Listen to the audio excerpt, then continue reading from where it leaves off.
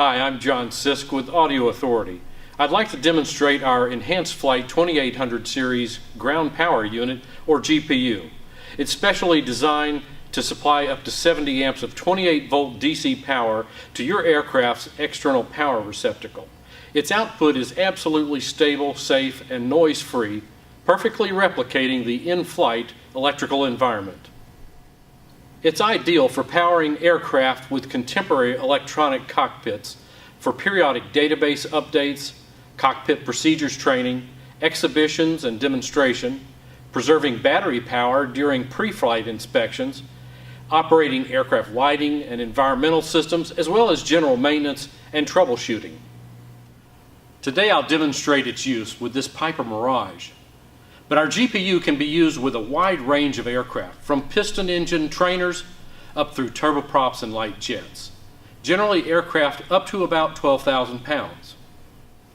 I would also point out that this is not a start card. It's for airframe power only.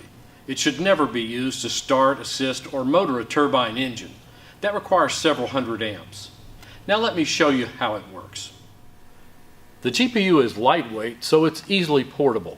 Its case features removable cord and tool storage on each side, and large digital output indicators for both voltage and current, angled for optimal viewing. A 2-meter output cable with a standard 3-pin oval aircraft plug is also included. The GPU has internal cooling fans with the intake at the back and the exhaust out the bottom of the front of the case. Take care not to block either, as ventilation is necessary for proper operation of the GPU. With 89% efficiency, our GPU provides the maximum power possible from an ordinary wall outlet. To realize its full capacity, you'll need a 20-amp circuit. If yours is only 15 amps, the GPU will still work fine, but its output will be input limited to about 55 amps, which is still plenty for most aircraft. An extension cord may be needed to reach the aircraft. A heavy-duty 12-gauge grounded type is the best. Keep the cord length as short as possible to preserve the available input power from your wall outlet. Once the GPU is connected to AC, move its 3-position power switch up to the GPU position. You should see the digital output meters quickly stabilize at slightly more than 28 volts. At this point, there's no load on the GPU, so the ammeter reads 0. Before connecting the GPU to your aircraft, review your airplane flight manual or pilot's operating handbook for any specific instructions on using an external power source. This is important because the procedures vary from one aircraft type to another. With some aircraft, the external power receptacle must be activated by a switch in the cockpit. For this and many other aircraft, you simply plug the GPU output cable into the external power receptacle, and it automatically energizes the aircraft's main electrical bus, just as if you'd turned on the battery master switch. A quick look at the output meters on the GPU shows the aircraft's static load. If your particular aircraft engages the ship's battery when the external power is applied, you'll see the initial load on the GPU start out higher, then tick down as the GPU tops off the battery's charge over a period of a few minutes. Having the battery in circuit with the GPU is a good thing in most cases, as the excess current of the battery provides a reserve capacity above the GPU's continuous output. This is useful for the higher initial current of electric motors for things like hydraulic pumps or electric air conditioning. Just make sure the continuous load is less than the GPU's rated output. Otherwise, the overage can discharge your battery.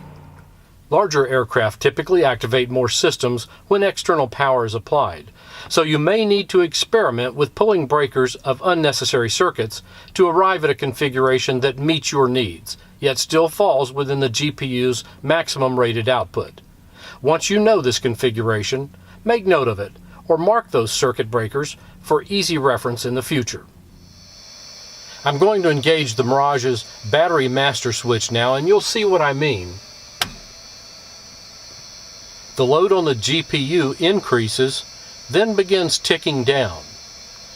Next, I'll turn on the avionics master And again, we see the load to the GPU increase.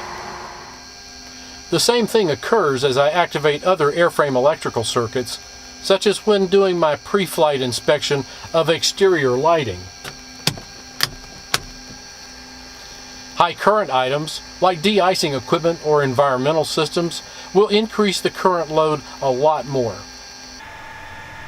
Many pilots actually avoid or rush their pre-flight inspection of things like exterior lighting because it can rapidly drain the ship's battery of reserves needed for engine starts. This is especially true with turbine engines, where having the maximum battery capacity available for engine starts can make the difference between a normal cool start and a very expensive hot start. By using the GPU during pre-flight, your inspection can be thorough and at a deliberate pace while preserving or topping off the ship's battery for optimal engine start. Unlike conventional power supplies, where the output voltage decreases as the load increases, our GPU employs switching mode power modules, so its voltage will remain stable throughout its output range. This characteristic is extremely important so that your valuable cockpit electronics are never at risk from using external power. If you observe an output voltage on the GPU of less than 24 volts, this is an abnormal condition and warrants immediate attention. Discontinue its use until the problem can be resolved. Our GPU has a 1-year parts and labor limited warranty. If you experience any difficulty or even suspect a problem, feel free to contact our technical service department for help or to request a customer return number to ship your unit back to our factory to verify its proper operation. When you're done, simply reverse the connection process. Turn off the avionics master and any other active circuits. Switch the aircraft's battery master switch and external power switches off. Remove the GPU's output cable from the aircraft, then turn the GPU off. All that's left is to tidy up by storing the AC input cord and the output cable in the side caddies along with any tools or supplies. Be sure to go back in the cockpit to restore the operation of any circuit breakers that may have been pulled for your ground power configuration. Many of our customers who fly into remote locations with limited ground services actually fly with their GPUs on board to assure they always have ground power to avoid getting stranded. As you can see, it's compact and weighs only about 25 pounds. Now let me show you a unique feature. You may have noticed that the power switch for our GPU has 3 positions: off in the center, GPU at the top, and charger at the bottom.